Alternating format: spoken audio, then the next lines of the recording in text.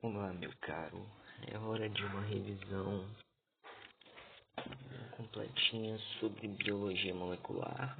Biologia molecular 1 da plataforma. E, bem, vou pegar meu caderno aqui rapidinho. Tem uma base caso você deixe alguma coisa depois. Mas,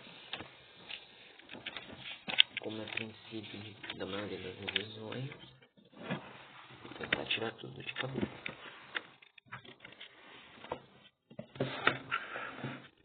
Enrolada mais agora. Bora. Vamos falar de biologia. Calma aí, caneta errada, né? Biologia molecular. Uma parte mais da introdução, que ainda nós entramos muito no conteúdo, né? Mas é revisão diária, então é um conceito bem básico.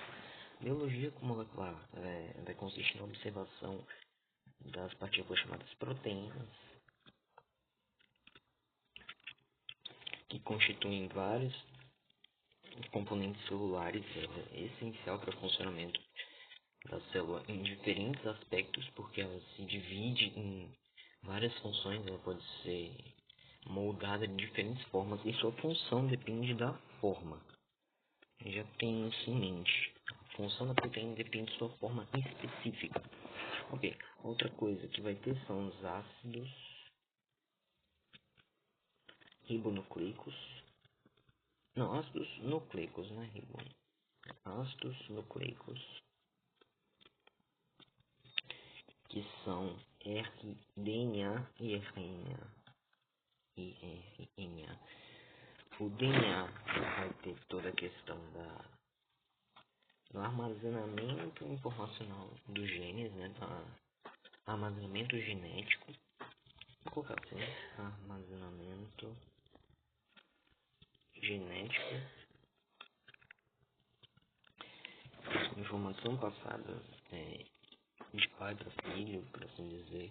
E RNA vai desempenhar funções a partir do DNA. RNA é um fragmento de DNA que vai fazer diferentes funções, como pegar esses fragmentos, como pegar fragmentos do DNA e converter para proteína, ou pegar os aminoácidos e levar para os ribossomos que fazem a proteína, fazer os próprios ribossomos. Vamos ver isso aqui de forma breve.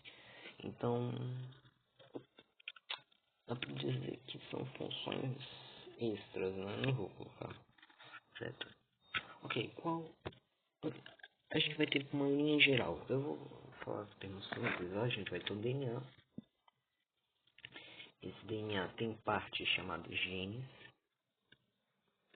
que são os fragmentos do DNA que são codificáveis. Tipo, você tem um livro de receitas, ou seja, tem centenas de palavras, só que para você pegar uma receita específica daquelas centenas de palavras, você tem um fragmento. E esse fragmento é o fragmento útil para a receita que você quer fazer. Então aquilo seria como se fosse o gene. O gene é o fragmento funcional. É o fragmento funcional do DNA. E vários genes vão fazer funções diferentes. Sabe? Cada gene vai fazer uma proteína diferente. Enfim, a gente pega o DNA, pega um fragmento do DNA a partir de RNA mensageiro. Ele vai fazer um processo chamado transcrição. Ele vai copiar um fragmento de DNA, um desses genes. Ele vai copiar um desses genes e fazer a sua locomoção, por assim dizer. Vai levar até os ribossomos. E o ribossomo que vai ter a função de pegar essa informação genética e transformá-la em proteínas. Aí, para os ribossomos fazerem isso, eles precisam de aminoácidos, porque essa informação genética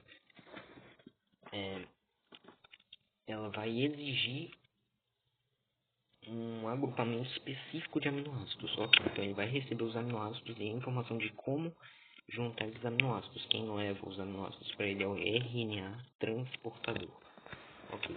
Então, o ribossomo recebeu os aminoácidos e a informação de como conectá-los da maneira correta. E ele vai formar então os polipeptídeos.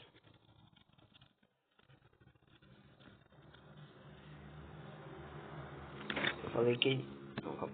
Peptídeos. Falei que ele forma proteína. Só que não geralmente a proteína na sua forma direta, né? Mas a conversão é praticamente automática, então dá para se considerar. Mas por que não pode dizer que é proteína em todos os casos? Porque às vezes a conversão não é adequada e aquele polipeptídeo acaba não se tornando uma proteína. Então, no geral, a gente fala que ele vira o polipeptídeo e o polipeptídeo, se adequado, se transforma na proteína. Porque o que é um polipeptídeo? A proteína é um polímero. Um polímero é um conjunto de monômeros, fragmentos. Um conjunto de vários fragmentos isolados.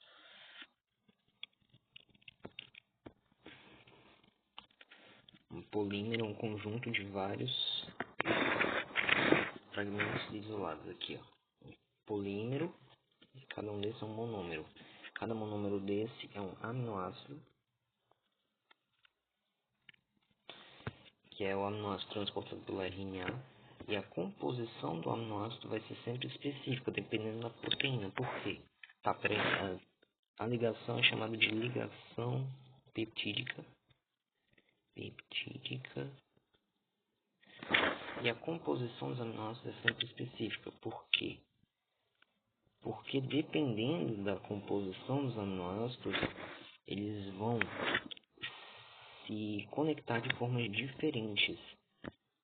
Tipo, esse vai acabar se conectando com esse por causa de um tipo de substância que vai estar no aminoácido específico. Ou esse vai se dobrar aqui. Aí eles vão começar a se agrupar, se dobrar de formas específicas e formar uma proteína, um fragmento específico, sabe? Aqui, ó. Aí ela vai ter esse formato, por exemplo. Sei lá. Aí tem várias composições, ou seja, o que importa aqui vai ser a sequência adequada.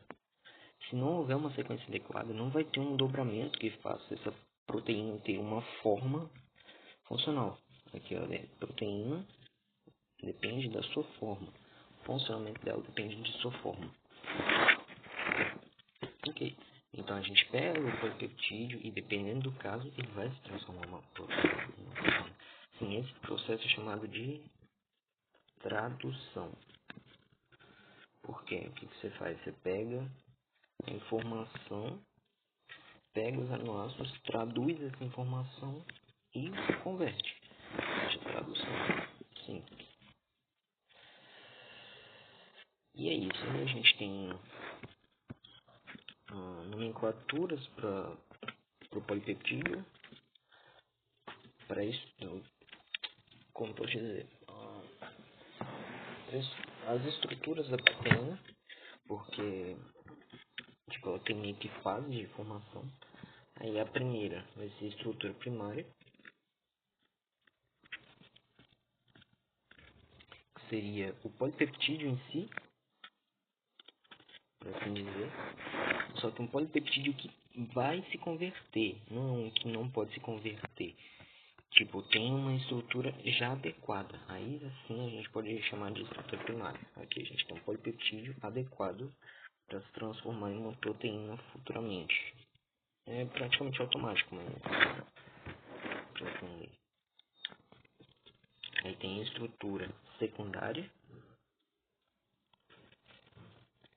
que é quando esse polipeptídeo já começa a se dobrar. Um exemplo disso é a estrutura alfa-hélice, que é meio que assim já, quase como uma mola. E esses dobramentos, inícios de dobramento, né, começa a dobrar,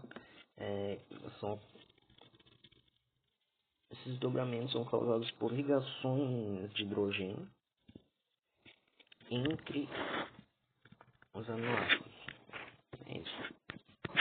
É aqui estrutura terciária.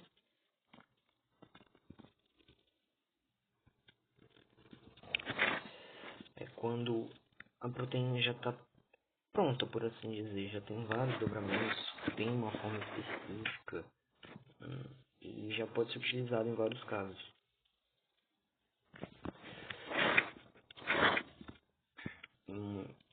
Tem vários tipos, né, no caso de proteínas terciárias, só que aí a gente também tem uma estrutura quaternária.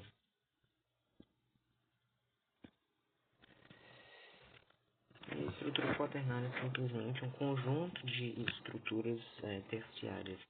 Tipo, a gente tem uma aqui, aí tem outra aqui, tem outra aqui e tem outra aqui. Aí isso daqui é uma estrutura quaternária, porque ele vai precisar de diferentes funções no mesmo componente. Um exemplo disso é hemácia. Exemplo, hemácia.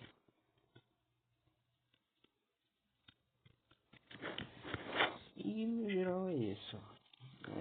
Esses vão ser os processos, depois eu explico cada um deles com mais detalhes. E essas vão ser as nomenclaturas das fases de estrutura da proteína, por assim dizer. Vai estudar.